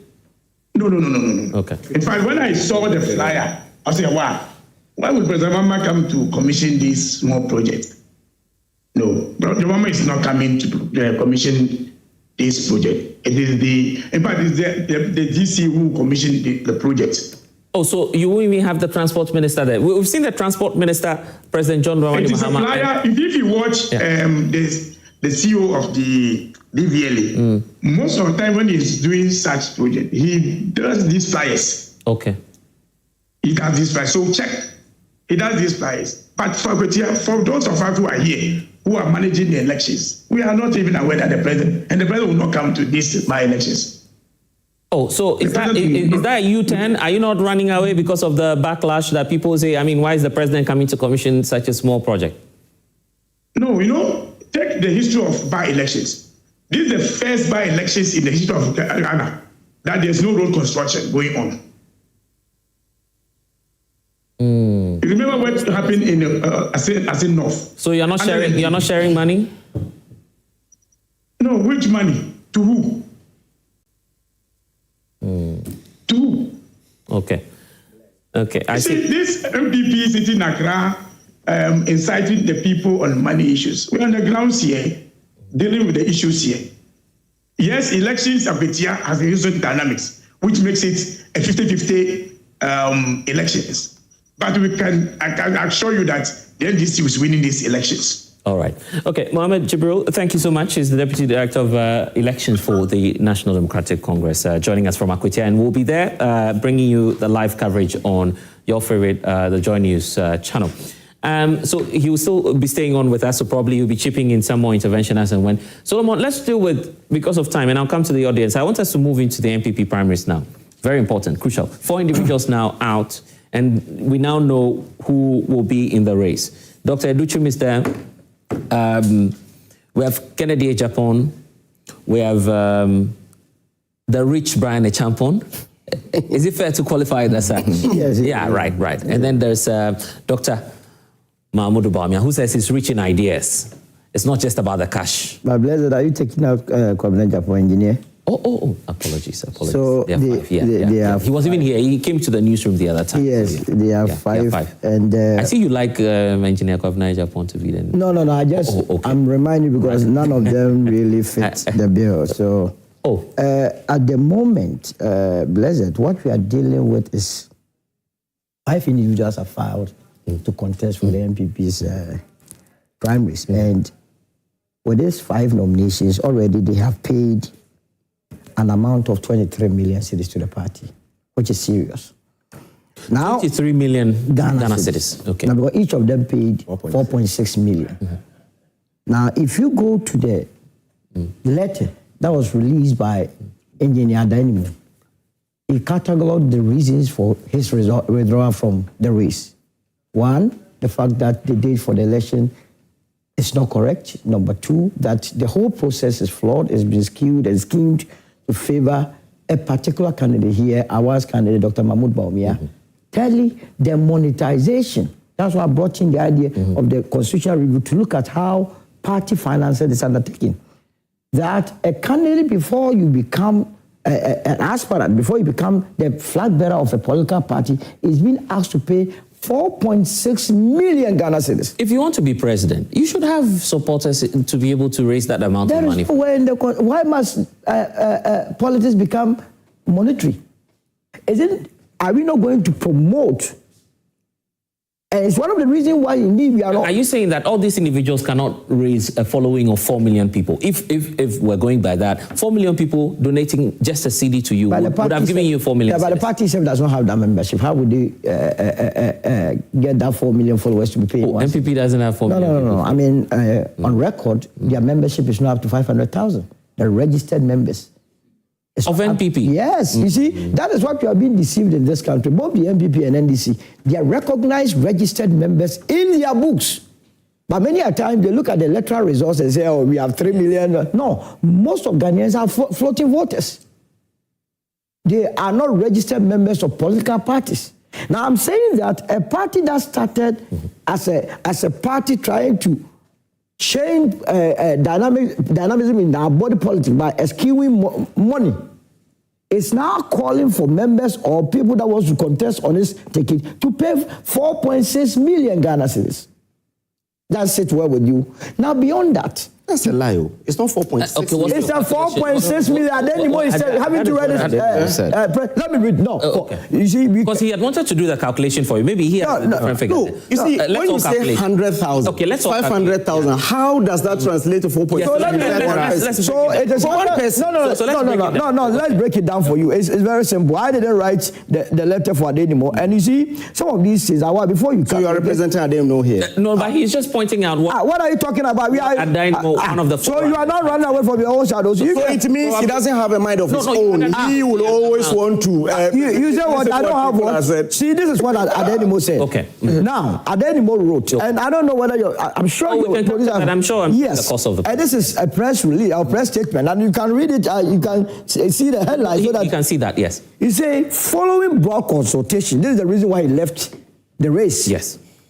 The decision is founded on the following. One, inappropriate political timing of January 1st, 2020 for the conduct of the presidential primary. Number two, the top-down approach to internal party conduct, which has been severely criticized by many party stalwarts. Number three, the seeming inclination and the bias of party executive towards one candidate. Give me that. Number four, you don't even have this data. Number four, which is the most crucial and critical part, the unreasonable, this is at the Adenimo engineer, he chooses his words carefully, the unreasonable and unhealthy monetization of our internal politics as evident in the astronomical amount of 4 million and 600,000 Ghana cedis. 4.6 may be demanded from each aspirant. I did not write this for Adenimo. You don't even know how much the people are paying. And it's so sad that you be in a political party and you don't know how much is being demanded of an aspirant.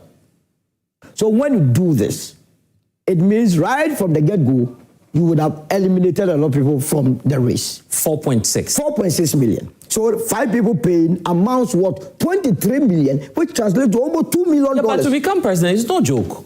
What is no joke about it? You must assess yourself. In fact, emphasis must be on what you can do for the country. No, look at the CDD, and let's be realistic. Yes. Look at the CDD findings, for instance, on the presidential cost, cost to becoming president. Yes. You're not spending even less than $100 million. That's what the report that, about the presidential level. Yes. And then 400,000 plus for becoming an MP. No, you ask yourself. You need the money. You ask yourself, did Nkrumah spend that amount? Then Kwame Nkrumah, who started our democracy, had that amount. But the parties need money now. What do they need the money for? Just go and buy the conscience of the Ghanaians. If you had 4.6 million as a movement of change, movement for change. Yes. You would have used it for election. We would never spend our money. You'd have made more votes. You'd have gotten more votes. And that is the more reason why our party will be so different from what is happening in the system. And what's this party called? I'm not going to tell you that. You won't come to our press conference. Would you come? If I tell you right now. Yeah, so what I'm saying is that the expose or the release by Adenimo is so damning to the party's cause. He has finished the party. That this was not the party that he signed on to. That you are going into an election that is already determined, according to Adenimo, in favor of one particular candidate. And just when the former vice president filed his nomination, have you seen the kind of backlash that is coming from the other camps? That a whole party's social media handle was used to broadcast one person's filing of nomination as against the others. That is bias, complete bias.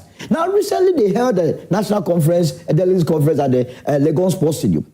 There again, one person was projected against the other candidates. When you do this, how do you then get the rest to join you after your internal contest? So there is nothing to write about. So it looks like you have a personal beef with Dr. Bawumia. I don't have it. I'm only telling you what they are saying. All this is I'm saying. That's the reason they left the party. Why? I left the party. Bawumia. Why did you leave the NDC?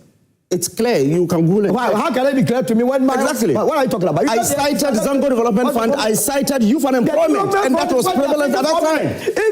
You understand? Alan was beaten because of bitterness. He had to leave. What is bitterness? It's bitterness. Do you know bitterness? Have you seen bitterness before? Look at how he was embarrassed in the election. Listen. This man is I hope you give me the time. No, but you always say you hope. Why? The time. Yeah, because you see, you've given him enough time. I'll come to the matter is that Awal is telling me that he left the NDC because of development fee. Is that the case? Now, this 4.6 million that we are talking about, out of that ignorantly speaking lies. You didn't leave. Okay. Tell your producers to check how much you were paying. We shouldn't allow him do this. But it's an ignorant man. So ignorant man who is bitter. That's the problem with him. Can you? Is Adenimo the general secretary of did he release the filing fee? If what Adenimo is saying, why do you understand this ignorant? How much did the party charge? The party said, taking of nomination, yes. 100,000. Yes, right. Filing of nomination, 500,000. Yes. So if you do, and beyond that, don't go away. Beyond that, they are charging them what we call development fees, which is 4 million. It has to be part of it before you contest. This is what we are dealing with. What you're dealing with. And I'm saying that this has been captured by Adenimo and cited as one of the reasons for withdrawing from the race. You are sitting here, you have no clue about it, and you are impugning documents. I'm speaking to facts. You are conjecturing. Okay, that is not the case. We have 5 now. Who would you stick out your neck for the as the best leader for the NPP? If I want this country to be destroyed, I'll stick my neck out for one of them. But none of them qualifies to lead this country in this particular moment. We need a candidate who will be able to take this country to the next level. Now you can, as it were, analyze all of them. Have you heard Aka 9 pair? That is the most ridiculous thing I've ever heard. Who the Aka 9? Your own is left with 9. What about the one that won with 57%? So he can't even do anything. He just have to sit down. Why from this slogan? And that 9% they are talking about translates to almost 2 million votes. And who told them that those that voted for them the last time are even sitting down waiting for them? Why from some of these excuses? Why from this campaign? You feel Dr. Bawumia can't cross the 40% mark in the next election? In the next election, his best performance will be 15%. Take it from me. Because mind you, he was in power at incumbency advantage. That was what prepared him to get in that 41.74%. Now that you'll be in opposition, you don't have that luxury of dishing out money here, money there, money here, there, and there. And for that reason, people will be measuring you or judging you or analyzing you based on what you bring on the ticket. What is he going to bring on board? Okay. Akana Impe, they say. Akana Impe. How can it be Akana Impe in this? Innocent. Yes, I think this creeping culture of monetization is quite sickening. And if you allow me, do it before he leaves. You don't want to. What I'm saying is that. Yeah, but hold on. Let Ivan. But why do you want to? Is it the problem? Let Ivan come through. He's packing to leave. Oh, okay, so you want to tell him in the face. Let me give you the opportunity to do that. Saying that. You see, the problem with myself, anytime I meet any African top person is that. Yeah, our brothers, don't forget. Yes, they used to be our brothers. They are no more with us because of bitterness, because Alan lost elections. Alan lost which election? You see, when you educate them well. You see, which election did Alan lose? My blessed. When Alan was chair, let him land so that. When Alan was chair of the Dankwa Club. What chair? In the 80s, when he was the chair of the Dankwa Club in the 80s. Cheddar was only 8 years. Today, Alan contested elections after over 40 years' experience in politics and did not even get up to 35,000 votes across the country with communicators. With communicators on radio, with pickups and so on. Cheddar even beat him in a jusu that he said he came from. you could tell that Alan is not in to do anything. Yes. He's in because of his bitterness against the NPP. And that's the reason they are here. Left NDC and joined the NPP. It was clear. Can you imagine? I stated the reasons why I left the NDC. Alan did not state anything. I want to bring in Ivan, so just conclude. What I'm saying is that you have an interesting character here. You have an interesting one. In MPP's elections, when the General Secretary brought out the press release, there was nowhere in the press release that says that someone is paying 4 million as developer. 4.6, 4 million, yes. There is nowhere in that. But then your producer were the greatest one. Yeah, we are checking that. You have to call Adenimo to justify this. I'm saying that calculation is that if you put the figures together, you'd be at that level. I'm with the Dr. Bawumia campaign. Okay. I am a communications aide to Dr. Bawumia. We did not pay 4 million. It's not true. Did you pay? Where were you? We did not pay 4 million. Adenimo said you paid it. Oh. But Joy FM would not do as the why will you talk about me who I told you that we have filed? And I'm a communications aide. So how much did Dr. Bawumia pay? 600,000. The 100,000 was paid by the youth organizers across the country. Right. They but in his name, in the name of Dr. In the name of Dr. Bawumia. Okay. He submitted the form with 500,000 cedis, and this is the amount of money we paid. Nobody paid more than that. But you see, in a political party like the NPP, in January, Dr. Bawumia doled out 2 million cedis for them to clear some of the debt. Yeah. In March, he added 1.2 million, 3.2, because the party is being run by donations and contributions from members. That's just from one person, 3.2 million. Yes. If you add the 1.6 to it. No, that was, which 1.6 again? No. Which 1.6 again? Okay.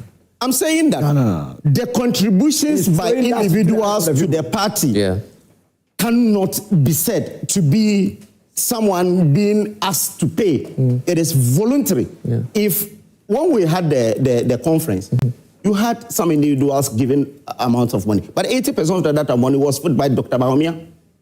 He paid 80% of what we did. No, but Kennedy also paid. Yes, I mentioned it. I said some did donations. I said some did donations, but I'm telling you that 80% of what happened there, the entire amount was fought by Dr. Bawumia and his team. And this is a fact. So Adenimo has no grounds when he says 4%? Adenimo has no grounds because the press release and the filing fees and everything is 600,000. No, it's not true. What is not true? I am coming from my party. You, an outsider who left out of bitterness, is now telling me that I am not lying. Why? I'm even surprised. You, an outsider who left because of bitterness. Are you a member of the NDC? Are you a member of the NDC? Even a Jusu where Alan comes from. Are you a member of the NDC? Cheddar beat him over 600 votes. Alia was to West Wogo, where he voted. He didn't give even out 1,000 votes. So you don't even have the... Come on, what are you talking about? I'm even surprised. Okay, so this is what I'll do. Because you are aide to Dr. Bawumia, I would want to hear you specially speak on why you feel he will be the next leader of the party. Let me give the chance to Ivan. Okay. Let me have give the to run away because yes, like I mentioned, like I mentioned, this creeping culture of monetization has become enough incentive for people to engage in this politics of plunder, because we've gotten to a point where this intellectualism, vision, and that kind of way is sacrificed for something different. And for me, it's quite sickening that we'll be having such a conversation, because the amount of money being speculated that is being bandied around is quite unfortunate. It tells you the extent we've gotten in our politics, and that there is the need for us as a country to take a step away from all these things. The NPP as a political party, for me, I'm not sure the NPP is learning, because this is a political party that just lost political power. When you lose power, you lose connections with the people. What you need to do first is to ensure that the internal bridges must be, built. Just try to build trust, confidence, and ensure that the connection between you and the people is something that becomes very friendly. But unfortunately, they don't seem to be doing some of these things. And even within the party, the internal cracks and the sort of conversation being thrown about, so far as this whole contest is concerned. I heard somebody who mentioned that the vice Dr. Baumia's wife is a Fulani, and if they, so some of these languages, for me, they are quite unfortunate. Because why we've got into in our politics, such conversation, such language should not be entertained. You understand? And for me, these are some of the things that. In fact, the former vice president is also not happy about that because he says, I mean, you made me the presidential candidate in the last election, and that was never an issue. So why now? So despicable, and that tells you that tribal politics that has always been the center stage in the kind of politics that these people do. And for me, we need to do a discourse or activate a discourse that will engender trust, inspire public confidence, so that people will believe that this is a political party that lost power, but now has decided to do things differently. But you don't see any of that. I think the NPP needs some sort of an invasive surgical reconstruction, some sort of plastic surgery to recapture its former glory, because the way and manner they are going, the trend they are on now, I am not sure they inspire, they convince people enough. These 5 individuals, you don't see any of them taking the party to 2028 and returning victorious?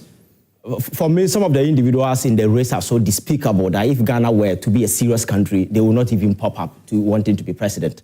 For Dr. Bawumia, I may cut him some slack before, whichever way you see it, he has been, how do you call it, a vice president before. So being a presidential material or not, that is another conversation that we can have. The issue has to do with competence, as to whether he's competent or not. I think we can activate that conversation and have it on a different day. But if you look at some of the characters, some of the individuals who are part of it, for instance, some exhibit this violent tendencies every time. As being president is a different ballgame altogether. You need to be very resolute, very firm individual with a vision, somebody who has good temperament and that kind of stuff. But if you profile some of the individuals, for instance, if you take in the Japan Brian Champon, for instance, and you go back to the past, the sort of commentary that these guys have run in this country, it's quite mind-boggling that these people will have energy to pop and say, we want to be president.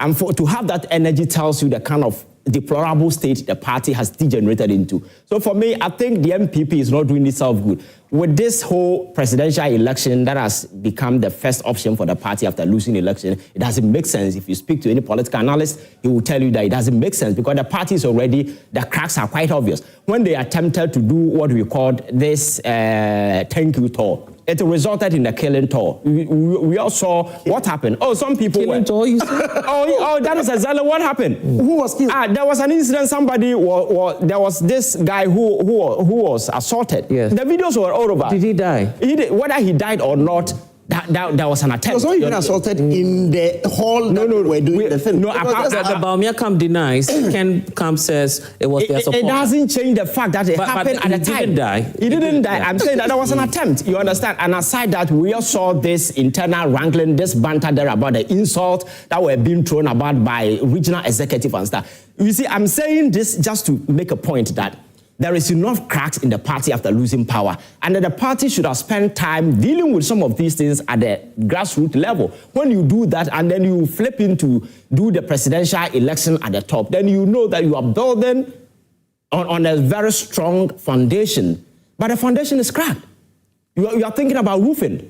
I know that whatever you built on it will crack. You understand? The NPP is just like a car that is involved in an accident. The first thing you do is to take it to somebody to look at it and put the car in a very good state before you put it you take it to the station to go and carry individuals. Is that to say that you're not confident they may make it in 2028? No, the kind of individuals who have sprung up, I'm not sure that there is any confidence in any of them. There is no. And for Dr. Bawumia, I mentioned competence or not. This is a gentleman who floated the idea. He spokesperson. Oh yes, yes. He convinced everybody that hey, I am the best economy, the economic guru that is coming to save this country from the kind of economic mess that we were in. In the last 8 years, we went to the abyss. Ghana's economy got to the ditch to the point that we were not recognizable. You understand? All the rating agencies rated Ghana junk. It got to a time we had to go to beg our international creditors to forgive our debt. We were so, I don't know how to even describe it. We got to a point we had to go for an IMF deal after making the noise that it was John Mahama who went for it because he was incompetent thereabout. We had to go to IMF in an ambulance when we couldn't do anything. So the science and the economic indicators at the time pointed to the fact that the promises that Dr. Bawumia made, he couldn't deliver any of them, you understand? And the most prominent one among them has to do with the CD dollar conversation. We had a situation where the CD became the most performing currency in the whole of the world, aside the kwacha. You understand? All the time. I am saying no. I am saying that this is a gentleman who is floating this idea that this is what I'm coming to do. At the end of the day, at the back of it, you couldn't do any of these things. So the question is, what are you bringing on board? It got to a time he was not even talking about economy alone. The guy was fronting digitalization. He became a digital man, talking about ICT, talking about the internet. If you even ask him the kind of digital infrastructure they put in place, he couldn't even mention anything. So in terms of competence, I think Dr. Bawumia didn't do much to convince Ghanaian that he really have what it takes. And now the individuals who have come up with him, for me, if you look at... So are you saying these 5 individuals, you haven't found one person? If you look at Brian Champon, he was involved in the Ayawaso West Wagon bloody clashes. I know the committee report was that we should reprimand him, the President Akufo, to let him go. You understand? And there are several inflammatory commentary that this guy had been involved in. He told us that they were not going to hand power. So you see, the office of the president must come with certain aura of respect and credibility. And if you are presenting somebody to that office, that person must reflect that aura of respect. But this individual are being floating around. I'm not sure any of them is credible enough wanting to be president, because the presidency in this country in recent time has been cheapened. So anybody at all can just wake up or have money and I can be president. That shouldn't be the kind of conversation we should be having. Because when Kwame Nkrumah was coming to Ghana, he didn't come with money. The gentleman came with his bag and his head. He has ideas, rich in ideas. People saw the kind of vision and the dream. Bawumia says he's stamped. Bawumia is somebody who has been given the opportunity before. When he had that opportunity, he messed up. This country got into the mess. That resulted in the kind of electoral outcome that he recorded, 38%. I can't mind. You see how he has exposed his NDC in him. I can't mind. Don't mind them. He has exposed his NDC in him. They are not serious. I think the NPP need to do massive reorganization, organize themselves well, because there are people within the party who are very smart, who are very intelligent. This Adenimo guy, for me, is one of the big shots you can mention, you understand? It's not as if they don't have people. They have, but because these are the guys who have the money, and they are just messing the party. And I see that my audience wants to come in, but let me bring out. So, you see, he started with monetization. He says 600,000 cedis is on the higher side, because we will not talk about the allegations by Adenimo or any other person. 600,000. In 2023, the NDC paid 530,000 to elect President Mahama. In 2023, that was how much the NDC paid. You see, when your party is in opposition, you need some contribution from the members to be able to organize something. So it is not really out of place for you to say that, well, whoever will want to be president must be resourceful enough to be able to raise certain amounts of money. Or else it will be wholesale that anyone at all will be able to really pick the form and contest. That is one. Two is that I disagree with him when he said that the 5 people are not qualified. What is the qualification to be president of the country? One is that at least you must be qualified to be a member of parliament. Out of this, qualified in substance, not by those indications. You were here, I was here when you were talking. You understand? You see, you must be qualified to be a member of parliament, and you must be 40 years and above.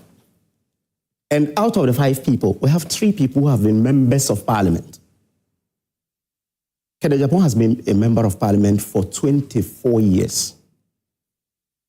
This man, Brian Champon, has been a member of parliament since 2016 and has been a minister of state in this country, minister of agric, to the extent that his performance in agric at least further surpass what is happening today, looking at the statistics and so on. So, yes, they are qualified enough. If we are talking about things that people say in the past, so it doesn't qualify them to be president, then President Mahama do not have any business being the president of this country. He went to Volta region and said, when it's about unleashing violence, they have revolutionary roots. When it's about unleashing violence, there is no party in this country that can beat NDC and unleashing violence. Are you quoting him or you're paraphrasing? I'm quoting him directly. You have the video here at Joy News. That when it's about unleashing violence, there is no party that beats NDC in unleashing violence. And the story is even on my Joy Online. Again, he went to Akina Radio in Techimai and said that the 2024 elections will be do or die. We were expecting a statesman to go to Techimai to commiserate. Yeah, but that's not you, is it? You've had your candidate. That's why I'm saying that. That is why I'm saying that. If it is about incendiary comments by people, not just about incendiary comments, because the person has said this, so the person is so qualified to be president. And I'm telling you that the sitting president has said worse things. People with criminal track record. That is what I'm saying. I am saying criminal. Why are you not giving me the opportunity to speak when you were speaking? I was right. No, you said when you were speaking, I was right. Why? I don't understand this. No. Because of what you said. My friend, so if quoting me, write it. I'm saying that they are all qualified to contest. Amongst them, will have the best. Again, you see, when he talks about the economy that we left behind, and he's telling us that the economy was drunk. Is there any debate on the economy before you left? There are a lot. Yes. Really? We spent 8 years. In the 8 years of our administration, we're able to construct over 30 hospitals across the country. Every constituency has an ambulance. Every student in this country had free senior high school. The economy supported that. That is one. Two is that, you see, the economy was on a sound footing until 2022 when we had crisis, a world crisis. First crisis is the World Bank country director at the time says the signs were on the wall. What? I'm saying that before 2022, the exchange rate, before January 2022, the exchange rate moved from 4.4 to only 4.9. This is a statement of facts. After February 2022, it moved to around 17. You know why? There was food shortage. India, that was supplying 40% of the rice consumption in the world, decided no. So in 2022 alone, UK had to change 3 prime ministers because of economic problems. Our brother, Kwesi Kwarteng, was removed 3 weeks as a finance minister. This was a crisis that engulfed the entire world. There is no government that survived. Check. Few governments survive after COVID-19 in Russia. But the statistics in Ghana at the time was the statistics across the world. No, it wasn't. You see, UK how many countries went for IMF at the time? UK went to 40-year high in terms of inflation. US, same. This is 2022. After 2022, we changed the face. Today, you remember 2022 December, we're buying a liter of diesel at 23 cedis per liter. Then Dr. Bawumia brought in the gold for oil. Are you saying that's why we're paying what we're paying for fuel now? No, I'm saying that we paid up to 23 cedis a liter in 2022. Yes. When in January, Dr. Bawumia launched the gold for oil, it came down to around 13 cedis.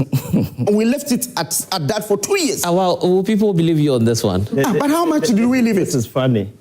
How much did we leave it? I am speaking to facts. You have producers. Yeah.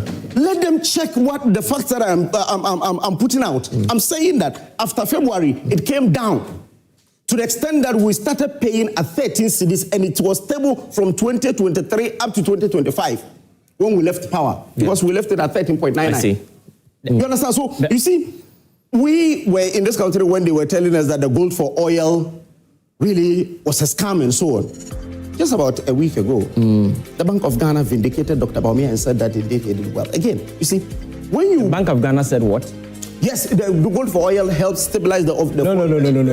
That's not true. Let me give you a minute. You understand? So you see, so... The finance minister mentioned that there is no record of that. When you talk about the economy, the economy went through challenges, no doubt about it. But the progress we're seeing today, 4 public universities being constructed by this government, every constituency has an ambulance, over 30 hospitals completed. And you are telling me we left a bad economy. You're telling me that Dr. Bawumia is not a good... It's laughable. Anytime you think of the economy, you think about Dr. Bawumia as the one who is in charge of the day-to-day administration of the economy. You cannot be hiding behind COVID. What can that be? For yourself. I gave you statistics of other countries. Quickly, so that I bring... I gave you statistics of other countries. Ghana wasn't the only country that had this COVID kind of backlash. You understand? What happened was a deliberate design of incumbent incompetence that was orchestrated by Burkina Faso went to IMF. who hyped themselves. Cote d'Ivoire went they to were the IMF. best when it Togo went to IMF. So what are you talking about? Nigeria went to IMF. We all went to IMF at the same time. 30 seconds each. Yeah. Brief. My name is Enoch. 30 seconds. Okay, so what I have to say is that our political landscape has always favored consistency. So for people outside the NPP or the NDC to say out of the 5 people we do not have anybody to represent us or any winnable candidate is somehow funny because currently we can see some leadership deficit even in the NDC because as now we cannot just pinpoint anybody who is capable of leading the NDC out of the name that... I've given 2 names. They are not enough? No. Out of the name that have popped up, none of them is capable of standing with Dr. Bawumia, and consistency here is going to favor Dr. Bawumia because from the time he started his active politics till now, we've seen how he has beautified the vice president office because per facts and data, you and I can attest to the fact that from 1992, we've not even heard of vice presidential names attached with president. Talking about even President Kufuor with Aliyu Mahama, you've never heard of anyone saying President Kufuor Aliyu Mahama government or even Atamils Mahama government or even currently hearing Mahama Jenana government. But we're always hearing a Kufuor Bawumia government because he beautified that office. So what we are saying is that former Vice President Mahmoud Bawumia is the best to represent us, and going into the election is the most winnable candidate who is going to stand tall to win the next election. Any few seconds, 15 seconds for you each. Right. Yeah. So it's a win with Bawumia. Yeah, Aka as everyone knows. Yes. So with Bawumia, when you take a look at from the time Mahama is leaving the office, right now there's no one in the system that can compete Dr. Mahmoud Bawumia. That is why the NDC people are even supporting some of our candidates so that when Dr. Mahmoud Bawumia is not able to win the elections, they will bring their new fresh candidates so that they can fight us. But at the end of the day, I'm telling you that Dr. Mahmoud Bawumia is going to win this election hands down. We are going to beat each and everyone that will come with a lot of votes. Anyway, we've run out of time. Apologies, but we'll see you again next week. It's been Prime Insights here on the Joy Prime channel. Thanks for your time. My name is Blessed Sogah. We can connect online on social media. It's at Blessed Sogah, and of course, you can send us your feedback and ways by which you feel we could improve the show. Grateful to Ivan, to Awal for joining us. Quite a heated morning it has been. Also for Solomon joining us earlier on. We'll see you again next week. Bye for now.